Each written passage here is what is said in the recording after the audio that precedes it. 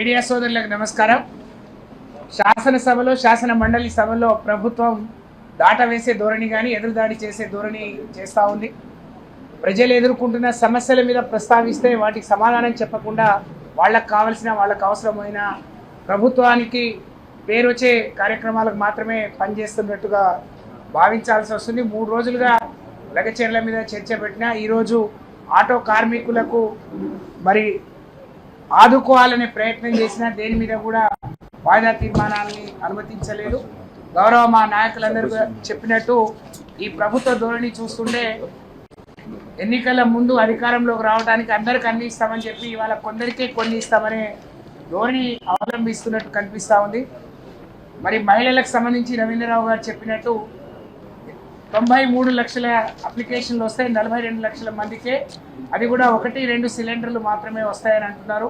మనం ముందుగా పైసలు కట్టుకుంటే తర్వాత సబ్సిడీ ఇస్తామని అప్పుడు మాట్లాడుతున్నారు.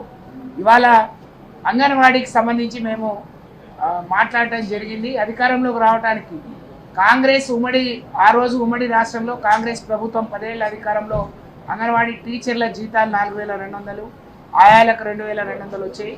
కేసీఆర్ గారు మరి అంగన్వాడీలు గ్రామీణ ప్రాంతాల్లో తండాల్లో గూడాల్లో మరి మహిళలకు గర్భిణీ బాలింతలకు వాళ్ళు చేస్తున్న సేవల్ని గుర్తించి 2 సార్లు వాళ్ళ జీతాలు పెంచారు. ఒకసారి పిఆర్సీ ఇచ్చారు, ఒకసారి 30% ఫిట్మెంట్ కూడా ఇచ్చి వాళ్ళని ఆదుకున్న ఘనత కేసీఆర్ గారిది.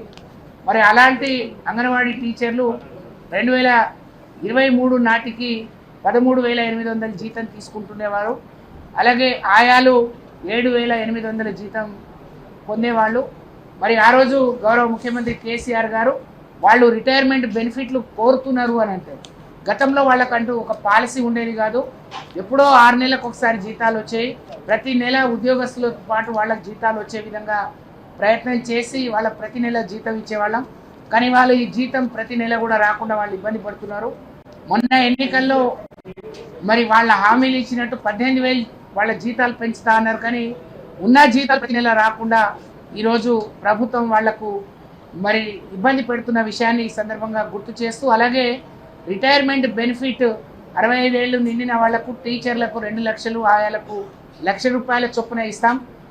వాళ్ళు ఎవరైనా దురదృష్టం కొద్దీ చనిపోతే మట్టి ఖర్చులకు టీచర్లకు 20,000, ఆయాలకు 10,000 ఇద్దామని అనుకున్నాం. అలాగే వాళ్లకు మరి ఆసరా పెన్షన్ కూడా ఇవ్వాలనుకున్నాం. కానీ రిటైర్మెంట్ చేసి అందరినీ పంపించారు. దాదాపు 9,000 ఖాళీలు ఏర్పడ్డాయంటే చాలామంది రిటైర్ అయింది. కానీ ఇప్పటి వరకు వాళ్ళకి 2 లక్షలు ఇచ్చే జీవో, ₹1,00,000 ఇచ్చే జీవో రాలేదు. ఆ మట్టి ఖర్చులకు చాలామంది చనిపోయారు. ఈ మధ్యన వాళ్లకు ఎలాంటి ఖర్చులు కూడా ఇవ్వలేదు. ఈ ప్రభుత్వాన్ని డిమాండ్ చేస్తూ ఉన్నాం, మీరు అధికారంలోకి రావడానికి మరి అందరూ మోసం చేసినట్టు మరి వాళ్ళని కూడా మోసం చేసి ఆ 18,000 ఎప్పటిలోకి ఇస్తారు.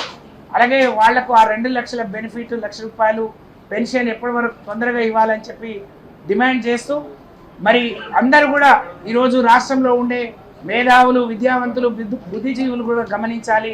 అందరినీ ముంచిన మరి రేవంత్ రెడ్డి గారి ప్రభుత్వాన్ని మరి వారి పట్ల ప్రభుత్వం పట్ల అందరూ కూడా అప్రమత్తంగా ఉండాలని, మీ సమస్యల పట్ల బీఆర్ఎస్ పార్టీ కేసీఆర్ గారి నాయకత్వంలో ఎప్పుడు అండగా పోరాటం చేస్తుందని చెప్పి తెలియజేస్తా ఉన్నాను.